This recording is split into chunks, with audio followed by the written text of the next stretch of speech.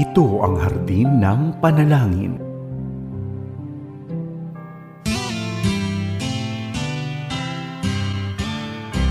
May harding mapananalanginan, doon si Jesus naghihintay. O kainam ng panalangin ang hardin, doon kay gandang manalangin. Tayong natutulog sa luklukan ng Diyos sa hardin ng pananalangin. O kay sarap ng lumapit. Happy Saturday sa'yo, Kagapay! Ang bilis ng araw. Praise God! Dahil nananatili siyang tapat at hindi nagbabago sa kabila ng napakadaming pagsubok. Pastor Ronald Llobrera po ito para sa Hardin ng Panalangin. Tayo ay broadcasting mula sa taluktok ng One Corporate Center, Ortigas, Pasig. Ako ang inyong hardinero tuwing Biyernes hanggang Linggo dito sa 702 DZAS FEBC Radio TV, Agapay ng Sambayanan. Napapakinggan at napapanood tayo sa Facebook Live at YouTube ng DZAS. Ganun din sa 702 DZAS app. Nawa ang araw na ito, Kaagapay, ay maging puno ng pagpapala at pagkilos ng Diyos. Halika, Kaagapay, simulan natin ito. Ang magandang gawin natin ay tayo ay manalangin at ipagkatiwala sa Panginoon ang lahat ng bagay. Samahan mo ako, Kaagapay. Panginoon, sa oras pong ito, kami ay nagpupuri at dinadakila namin ang iyong pangalan. Maraming salamat po, Diyos, dahil kayo ay patuloy na nagiging tapat sa bawat isa amin sa kabila ng napakadami naming pagkukulang. Panginoon, patawarin at linisin niyo po kami at sa amin pong pagharap sa inyo sa pamamagitan ng pananalangin ngayong araw, naway masumpungan ninyo ang aming mga puso na talagang nagpapakumbaba, naniniwala at nananampalataya sa inyo, Panginoon. Pinagkakatiwala namin ang bawat panalangin, ang bawat mga kaagapay namin, Panginoon, na magpapadala ng kanilang mga panalangin kahilingan.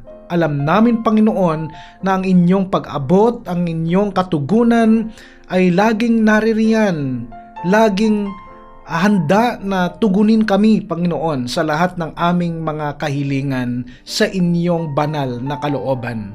Maraming salamat po, pangunahan niyo po ang bawat kaagapay namin, anuman ang sitwasyon na kanilang pinagdadaanan, saan man sila naroroon sa mga oras na ito. Alam po namin na sila po'y aabutin ninyo at mararanasan nila kayo sa kanilang mga buhay. Maraming salamat, ipinagkakatiwala po namin sa inyo ang lahat.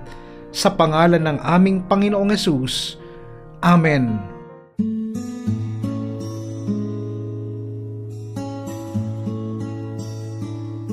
Nagbabalik po ang Hardin ng Panalangin. Ako si Pastor Ronald Llobrera, ang inyong hardinero tuwing Biyernes hanggang Linggo. Kumusta ka na, Kaagapay? Kung ikaw ay may prayer needs, ipadala mo na yan. I-comment mo na yan sa ibaba.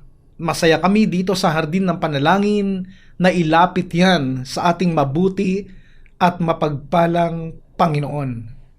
At kung sakali naman na tinugon na ni Lord ang inyong request mula last time, ishare na rin yan sa amin at sama-sama tayong magpasalamat sa Panginoon sa lahat ng kanyang katugunan. At para sa ating pag-aaral ng salita ng Diyos sa araw na ito, Kaagapay, magbulay-bulay tayo. Samahan mo ako upang makita natin ang napakalawak na kalooban ng Panginoon sa ating mga buhay. Kaagapay, may 4 na antas ang pananampalataya na dapat nating maabot. Unang antas, pananampalataya para sa kaligtasan. Faith for salvation. Pangalawang antas, pananampalataya para sa material na pangangailangan. Faith for material needs. Pagkatapos na magkaroon tayo ng pananampalataya para sa kaligtasan at natutunan na natin ang sumampalataya sa Diyos Ama para sa ating material na pangangailangan, dapat din tayong lumago patungo sa ikatlong antas. Ang ikatlong antas ay pananampalataya para sa tagumpay laban sa kasalanan. Faith for victory over sin.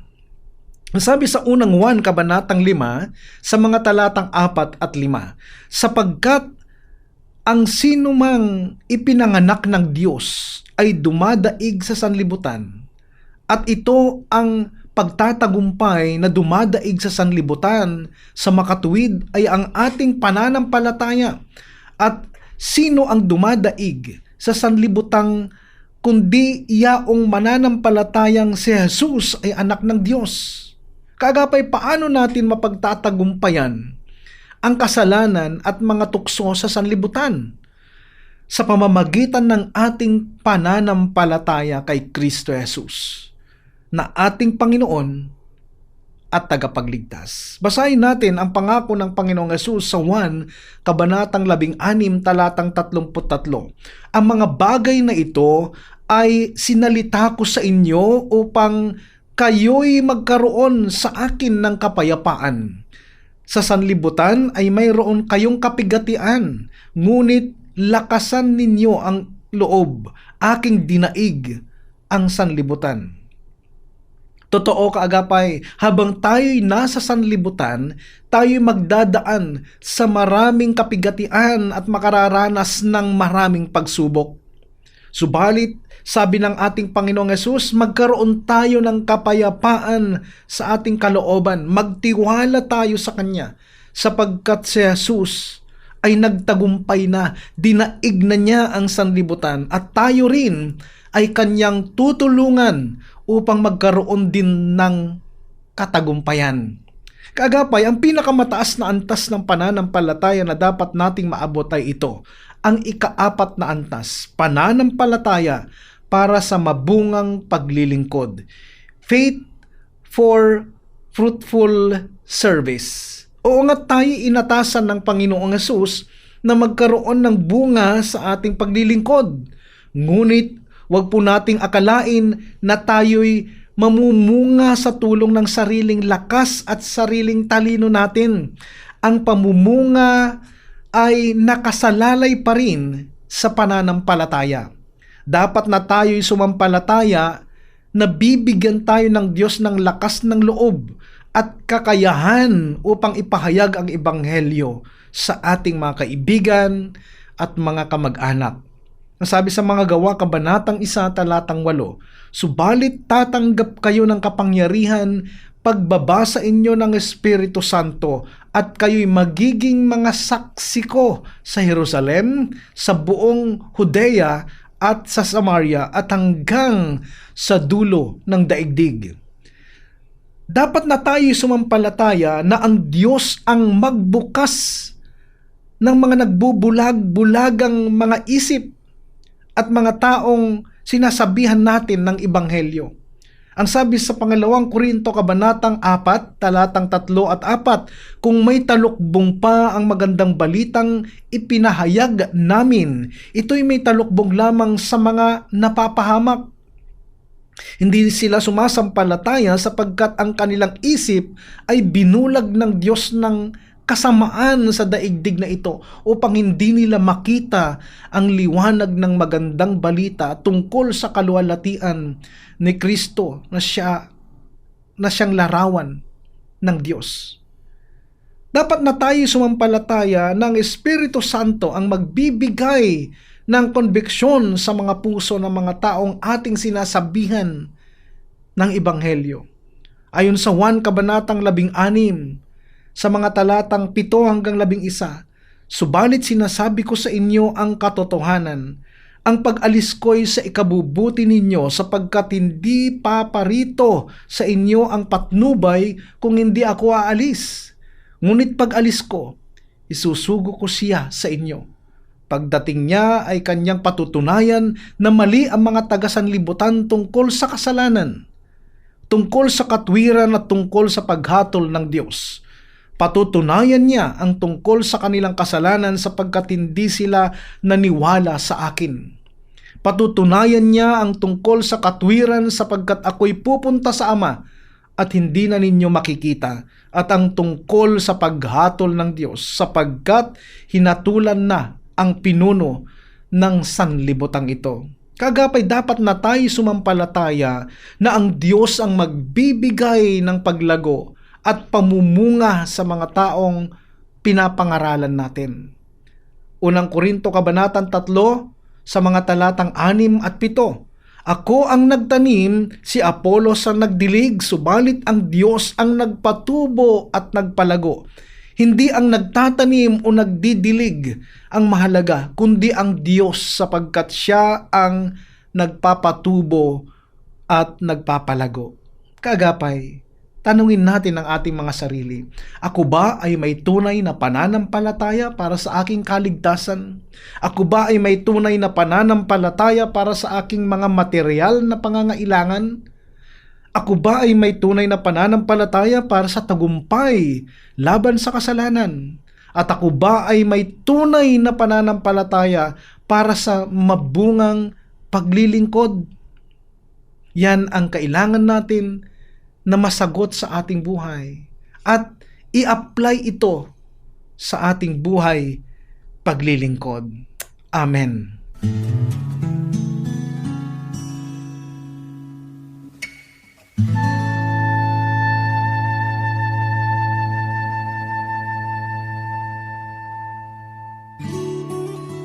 Ating ilapit sa Panginoon ang mga kahilingan ng ating mga tagapagtangkilik at mga kaagapay sa ministeryo ng FEBC. Ito po si John Singua ng Lord Heal Our Land Prayer Group. Tayo po ay manalangin para sa partners and listeners ng FEBC.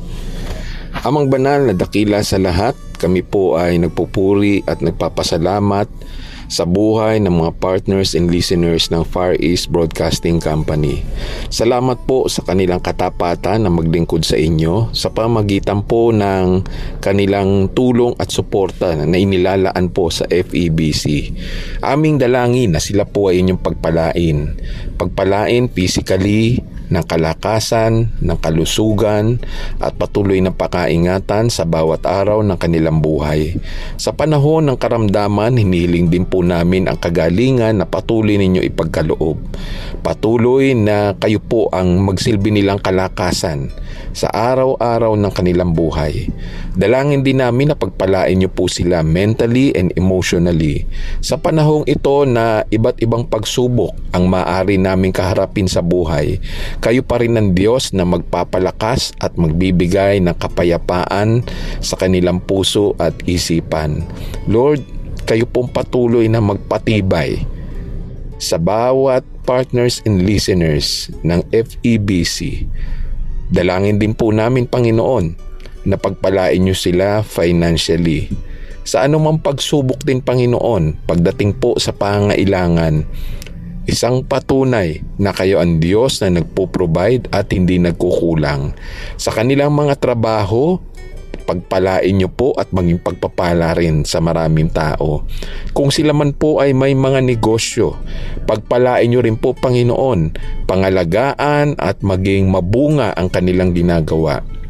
Dalangin din po namin higit sa lahat, pagpalain niyo mga partners and listeners sa kanila pong buhay espiritual na patuloy na ini-enjoy ang presensya ninyo at paglilingkod sa inyo. Patuloy, Panginoon, na naglilingkod sa inyo sa loob man o labas ng simbahan, na naroroon ng tunay na kagalakan na kayo po ang pinaglilingkuran. Maraming salamat po sa buhay ng mga partners and listeners. Sa inyo ang papuri at pasasalamat. Ito po ang aming dalangin sa tanging pangalan ni Jesus. Amen and Amen. At sa sandaling ito, kaagapay, simulan naman natin ang pagdulog sa Diyos sa pananalangin doon sa mga prayer request or mga panalangin kahilingan ng ating mga kaagapay. Magsama-sama tayong manalangin. Panginoon, sa oras pong ito kami po ay muling lumalapit sa inyo. Nagpapakumbaba at ipinagkakatiwala ang bawat kahilingang panalangin ng aming mga kaagapay, ang aming mga kapatid na kasama namin ngayon na nakikinig at nanunood habang kaming lahat ay sama-samang nananalangin. Panginoon, inilalapit ko po sa inyo sa oras na ito ang panalangin kahilingan ng aming kapatid na si Jason Villarreal. Lord, ang kanyang panalangin ay fast recovery pagkatapos niya pong maoperahan. Tulungan mo siya, bigyan mo siya ng kalakasang pisikal at i-provide niyo po ang kanilang pangangailangan. Ganon din, Panginoon, pinag-pray namin si Maribel Cortez. Lord, ang kanyang panalangin ay ma-stabilize ang blood sugar level niya, Lord. Panginoon, kayo po ang patuloy din na magbigay sa kanya ng kalakasang pisikal at mabilis na kagalingan mula sa kanyang karamdaman. Amin din pong inilalapit sa inyo, Panginoon, ng aming kapatid na si Ryan Alcantara. Ang kanya ng mga panalangin ay healing from severe asthma, Lord. Bigyan niyo siya, Panginoon, ng proteksyon at dalangin namin sa lalong madaling panahon, siya po'y makaranas ng kagalingan mula sa inyo, Panginoon. Patuloy ko rin nilalapit sa inyo sa panalangin ang aming kapatid na si Tita Manansala. Lord, ang kanyang panalangin, kahilingan ay relief from chronic back pain. Lord, anuman ang sitwasyon ng pananakit ng kanyang likod, Lord, hipuin niyo po sa mga oras po ito si Tita Manansala, Lord. Ganon din, Panginoon, inilalapit namin sa inyo ang aming kapatid na si Kevin Santos. Ang kanyang panalangin ay complete recovery from heart condition. Anuman yung sitwasyon ngayon, kanyang physical na katawan, ang kanyang puso, Panginoon, ay aming panalangin ang mabilis na kagalingan mula sa inyo. At magtiwala lamang kami sa inyo, Panginoon. At alam namin maging yung mga gamot na iniinom niya ay magkakaroon ito ng talagang epekto sa kanyang, ng mabilis na epekto, Panginoon, para sa kanyang kagalingan. Amin din pong inilalapit sa oras pong ito ang aming kapatid na si Lorna de Guzman. Ang kanyang panalangin, Panginoon, ay paggaling o kagalingan from kidney infection.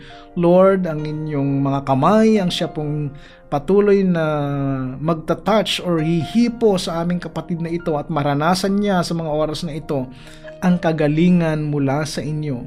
Ganon din po si AJ Navarro, Panginoon. Ang kanyang panalangin ay strength habang siya po ay nagre-recover from dengue. Lord, palakasin niyo siya at sa lalong madaling panahon ay bumalik yung kanyang dating masigla at malusog na pangangatawan, Panginoon. Akin rin pong inilalapit sa inyo sa oras na ito, Panginoon, ang aming kapatid na si Susan Chua. Lord, ang kanyang panalangin ay healing ng kanyang mga mata after cataract surgery, Lord.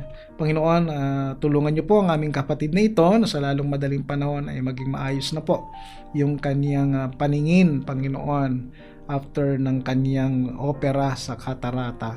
Lord, amin din pong inilalapit sa inyo si Mark Anthony Uy. Ang kanyang panalangin ay protection and healing from pneumonia. Panginoon, kayo po ang tutugon sa kanya sa mga oras na ito at ipagkakaloob ninyo protection at complete healing from pneumonia, Lord. Ganon din po, Panginoon, ilalapit namin sa inyo si Cherry May Ponce.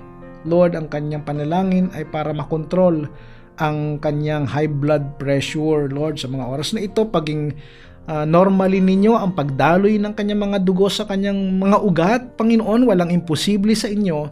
Tulungan nyo siya at i-provide nyo rin ang kanyang mga pangangailangan habang siya po ay nagpapagaling, Panginoon. Akin rin pong sinasama sa panalangin ang aking kamanggagawang Reverend Elma Billones. Lord, sa lalong madaling panahon ay bumalik yung kanyang magandang kalusugan sa kanyang paglilingkod sa kanilang simbahan sa JLH, Lord. At dalangin ko, Panginoon, na patuloy nyo pa siyang gamitin, Panginoon, na maging buhay na patotoo, Panginoon, lalo na sa mga taong kailangan pang abutin, dalhin sa inyo, Panginoon. Pagpalain niyo po si Reverend Elma Billones. Lord, ganun din si Attorney Carlos Cao, Lord. Sa mga oras pong ito, amin inilalapit ang aming kamanggagawa, Panginoon, na patuloy niyo siyang bigyan ng kalakasan at ibalik, Lord, yung dating masiglang pangangatawan, Panginoon, sa lalong madaling panahon. Maraming salamat po sa mga katugunan sa aming mga panalangin. Pinagpe-pray din namin lahat ng may mga karamdaman sa mga oras mong ito, ang aming mga mahal sa buhay. Marami pong may karamdaman tungkol sa sipon, sa ubo, trangkaso, Panginoon, dulot ng pabago-bagong panahon, init at lamig, Panginoon, minsan ay umuulan, Panginoon, maraming apektadong physical na kalusugan, but Lord, alam namin na kayo ang Diyos ng kagalingan, wala pong imposible, walang mahirap sa inyo, Panginoon, kaya pinagpe-pray namin na kayo pong maging kalakasan at protection naming lahat. Panginoon, inilalapit namin sa inyo ang 20th anniversary. Bukas, Panginoon, January 18, ang pagdiriwang ng 20th anniversary ng The Lord of Grace and Righteousness Church, ang TLGR Church dyan po sa Muzon, City of San Jose del Monte, Bulacan. Nagaganapin po nila bilang free evangelism concert, Panginoon. Lord, ang aming dalangin na ang konsyertong ito ay maging daan para doon sa mga taong mailalapit sa inyo at magkakaroon ng pagkakilala at kaligtasan mula sa inyo, Panginoon. Pagpalain niyo po ang iglesyang ito, ang TLGR Church, at kayo po, Panginoon, ang mapapurihan sa buhay ng inyong mga lingkod, Panginoon. At patuloy ko rin inilalapit, Panginoon, ang Calvary Christian Church dyan po sa Santo Tomas, La Union, sa pangunguna ng inyong mga lingkod, Pastor Joseph Padilla, ang Senior Pastor, and Pastor Israel Llobrera, ang Associate Pastor, Panginoon, ng simbahang ito. Pagpalain niyo po ang kanilang pamilya, ang buong Padilla family and Llobrera family, at lahat po ng kanilang mga manggagawa, lahat ng kanilang mga workers and leaders sa simbahan, Panginoon, ay patuloy niyong pagpalain. At ganun din aming pinapanalangin ang buhay ni Sister Sheila Brina Mendoza, Panginoon. Patuloy niyong pagpalain ang aming kapatid na ito, kasama po ang kanyang buong pamilya, lahat ng kanilang pinagkakakitaan, negosyo, trabaho, Panginoon, ay inyo pong ingatan, Panginoon. At alam namin ang kapatid na ito ay patuloy na nagiging tapat sa paglilingkod sa inyo sa lahat ng pagkakataon. Lalo nyo pa po silang pagpalain ang buong Mendoza family. Maraming salamat, at pinagpipray ko rin si Pastor Jean and Pastora Glenda Manganti ng First Church of God, Panginoon. Pagpalain nyo rin ang kanilang buhay, paglilingkod, ang kanilang paglilingkod ay ingatan ninyo at ang kanilang buong sambahayan. Maraming salamat. Pinupuri ka namin at dinadakila, Panginoon. Binabalik namin sa iyo ang papuri at pagsamba sa pangalan ni Jesus. Amen. Amen.